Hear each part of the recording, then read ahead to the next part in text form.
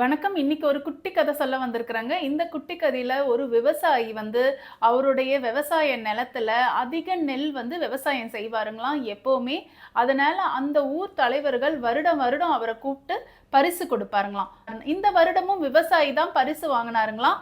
பரிசு வாங்கின உடனே விவசாயி ஊர் மக்கள் முன்னாடி பேச வந்தாருங்களாம். என்னுடைய நிலத்துல நான் விவசாயம் பண்ண நெல்லுடைய விதைகளை நான் உங்களுக்கு தரேன். இந்த நெல் விதைகள் ரொம்ப தரமா இருக்கும். நீங்களும் இத உங்களுடைய வயல்ல போட்டு பயனடைங்கன்னு சொன்னாருங்களாம். சொன்னபடியே நல்ல தரமுடைய நெல் விதைகளை அவருடைய பக்கத்து நிலத்தாருக்கு அவர் தானமா கொடுத்தாருங்களாம். இதெல்லாம் விவசாயியுடைய நண்பர் பார்த்துக்கிட்டே இருந்தாருங்களாம்.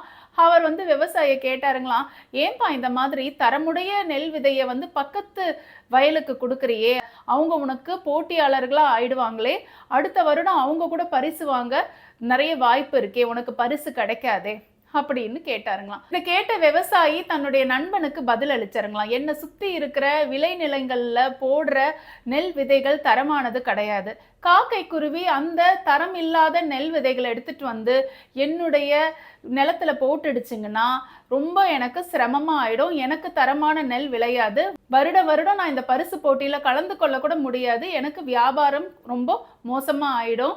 நெல் விளைச்சல் கம்மி ஆயிடும். இதனாலதான் நான் பக்கத்து நிலம் வச்சிருக்கிற அத்தனை பேருக்குமே என்னுடைய தரமுள்ள நெல் விதைகளை தானமா கொடுத்தேன்னு சொன்னாருங்களாம்.